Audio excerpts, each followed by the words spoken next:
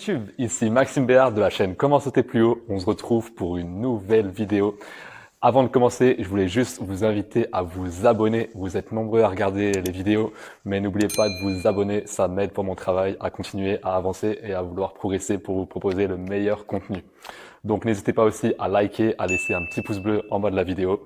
Et on va attaquer tout de suite avec le sujet comment sauter plus haut avec les 5 piliers majeurs.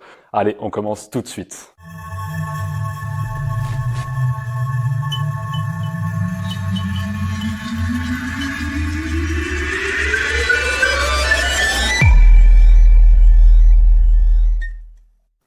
Donc, pilier numéro 1, la force. Donc, la force constitue un élément majeur pour progresser, que ce soit en vitesse ou en détente verticale. Vous devez inclure dans vos entraînements des séances de force.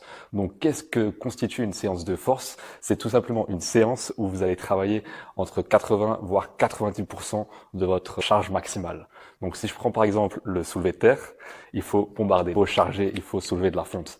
N'hésitez pas vraiment à essayer pour vous connaître différentes charges. Donc si vous arrivez à soulever 100 kg, essayez au moins une rep à 120. Et le but, c'est vraiment de vous poser dans vos retranchements, que vous puissiez juste faire une répétition. Donc moi, je vais travailler sur 2 exercices pour la force, donc le soulevé de terre et des fentes. Donc pour le soulevé de terre, je reviens encore là-dessus, travailler entre 80 voire 90% de votre charge maximale. On regarde ça tout de suite. Donc soulevé de terre, basique. Vous devez vraiment connaître votre max et déduire 20% voire 10% de votre charge maximale. Et donc le but, c'est de faire entre 3 à 5 répétitions au niveau des séances de force.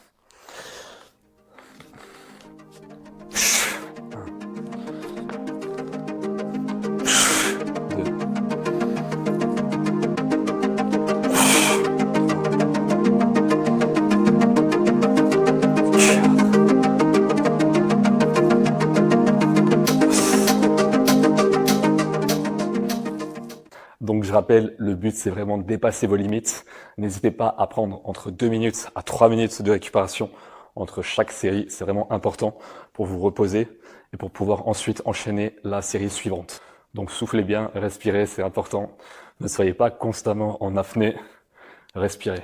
Donc à présent, nous allons enchaîner avec l'exercice numéro 2 qui sont des fentes. Donc pareil, les gars, les meufs, les filles et les mecs, n'hésitez pas, il faut charger, il faut que vous souleviez de la fonte. Si vous voulez devenir le meilleur attaquant, le meilleur dunker, quoi que ce soit, le meilleur pratiquant de parcours, le meilleur athlète, vous devez soulever de la fonte, il n'y a pas de secret. Donc si je reprends l'exercice des fentes, vous pouvez soit le faire avec des kettlebells, pas de souci, soit vous pouvez le faire avec des haltères. Moi personnellement, j'aime bien le faire avec une barre. J'ai l'impression que je peux soulever plus au niveau du dos qu'avec des haltères. C'était mon petit conseil. Donc pareil pour les fentes, essayez de mettre entre 80 voire 90% de votre charge max et vous envoyez. Bon, l'inconvénient, c'est que j'ai une salle relativement étroite. Veillez à toujours garder le dos bien droit, à bien descendre, gainer les abdos.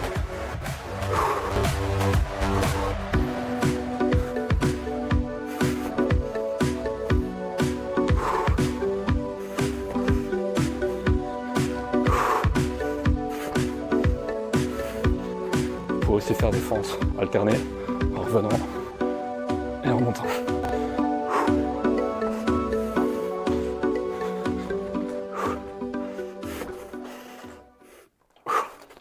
Et voilà, that's it.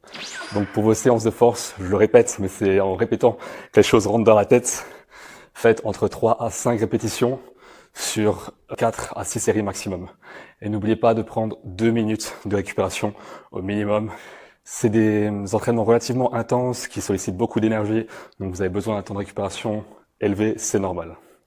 Donc à présent, nous allons passer avec le pilier numéro 2, qui est la vitesse. En effet, si on s'arrête au pilier numéro 1, qui est la force, vous allez devenir comme Arnold Schwarzenegger, et le but, c'est pas de devenir une grosse masse.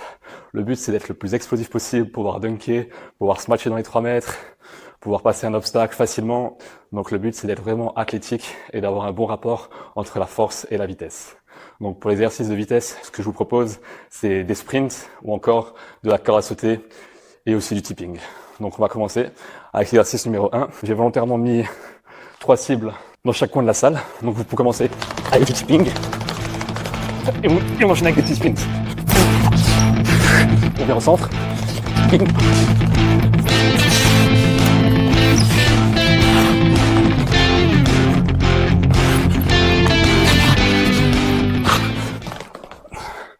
Donc ce que j'aime bien avec ce genre d'exercice, c'est pas uniquement de faire de la vitesse en ligne droite, c'est de mettre plusieurs cibles à gauche, à droite, devant, derrière, pour vous forcer aussi à travailler vos autres déplacements, les déplacements latéraux, travailler à reculons, travailler en sprint avant. C'est vraiment important, ne négligez pas toutes les formes de déplacement. Donc mon deuxième exercice, vous le connaissez un petit peu maintenant, c'est de la corde à sauter. Mais là, le but, c'est d'envoyer du steak, c'est d'aller le plus rapidement possible. Donc n'hésitez pas à soit aller sur les 2 pieds le plus rapidement possible, soit alterner un pied après l'autre. Mais le but, c'est pas de rester à une allure faible, c'est d'envoyer du lourd.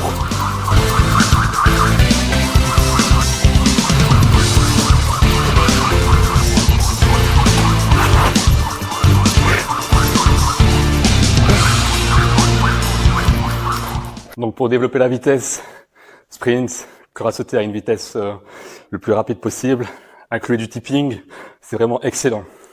Et donc, déjà la synthèse au niveau de ces 2 piliers, vous devez retenir l'équation E, donc l'explosivité égale la force fois la vitesse. Ne travaillez jamais uniquement la force durant votre semaine, ni uniquement votre vitesse. Vous devez essayer d'inclure au moins une séance de force, au moins une séance de vitesse lors de vos semaines d'entraînement. Donc à présent, nous allons passer au pilier numéro 3, qui est l'alimentation. Donc l'alimentation, ça joue un rôle majeur dans le sport, souvent négligé même par les sportifs de haut niveau. Et pourtant, c'est ce qui fera la différence sur le long terme, sur ces petits mètres pour être plus rapide, sur ces petits centimètres pour sauter plus haut. Donc ne négligez pas l'alimentation. Donc évitez tout ce qui est soda, c'est basique, mais il faut le garder dans un coin de sa tête. Évitez tout ce qui est gâteau, fast-food, KFC, McDo, j'en passe, tacos, les petits plaisirs. Il faut éventuellement que vous trouviez votre mode d'alimentation. Vous pouvez utiliser par exemple le système de Pareto, la loi 80-20. Vous pouvez vous faire plaisir 20% du temps et manger sainement 80%. Et vous aurez tout le bienfait de ces résultats de manger à 80% de la semaine correctement. Et vous prendrez encore plus de plaisir, vous ne serez pas frustré à faire un régime pur et dur. Et donc, je voulais juste vous balancer une news. Je voulais juste vous partager une info. J'ai fait un petit bonus. L'alimentation du sportif. Vous pouvez le télécharger. Le lien est dans la bio. Maintenant, on va continuer avec le pilier numéro 4, qui est les étirements. Et oui, les étirements sont également souvent négligés lorsqu'on s'entraîne, lorsqu'on cherche à devenir plus explosif ou à sauter plus haut. Et pourtant, le muscle se comporte comme un ressort. Plus vous allez être souple et plus vous allez avoir d'amplitude et plus vous aurez d'explosivité. C'est tout simplement logique. On reprend par exemple le muscle, le quadriceps ou les ischios. Plus vous allez avoir une grande amplitude et plus vous allez pouvoir les solliciter, plus vous aurez de force dans vos jambes. Pareil pour les biceps et pour les triceps. Plus long est votre muscle et plus vous aurez d'amplitude, de force. Donc n'oubliez pas, étirez-vous 5 à 10 minutes par jour. Donc que ce soit les jambes, le haut du corps. C'est vraiment fondamental. Donc n'hésitez pas à faire des exercices avant de vous coucher. Vous pouvez vraiment vous étirer n'importe quand. Il y a toujours 2 écoles qui disent oui, il faut s'étirer après une séance de sport. C'est pas forcément vrai. Vous pouvez très bien vous étirer à froid avant de vous coucher ou n'importe quand. Donc n'hésitez pas à bien étirer et vous pouvez tenir la position entre 30 secondes à 1 minute. Mais n'oubliez pas, les étirements, c'est ce petit plus qui fera la diff lors des compétitions, lors des matchs importants.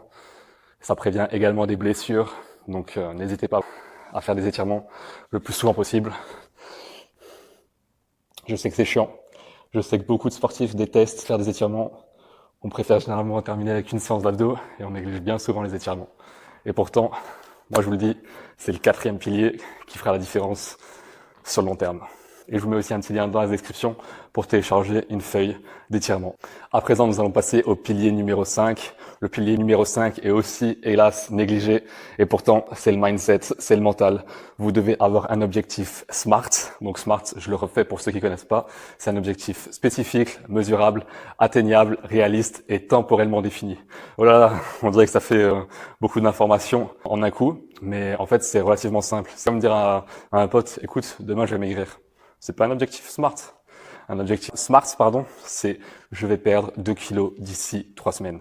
Ça, c'est spécifique, c'est mesurable. Vous faites 60 kilos, l'objectif c'est passer à 58. C'est temporellement défini, c'est d'ici 3 semaines et c'est atteignable et réaliste. Tout le monde peut perdre 2 kilos en surveillant son alimentation, en allant plus souvent à la salle de sport.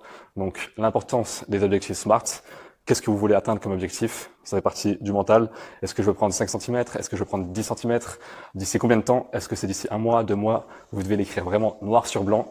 Et l'idée, c'est de travailler avec cet objectif et avec la visualisation.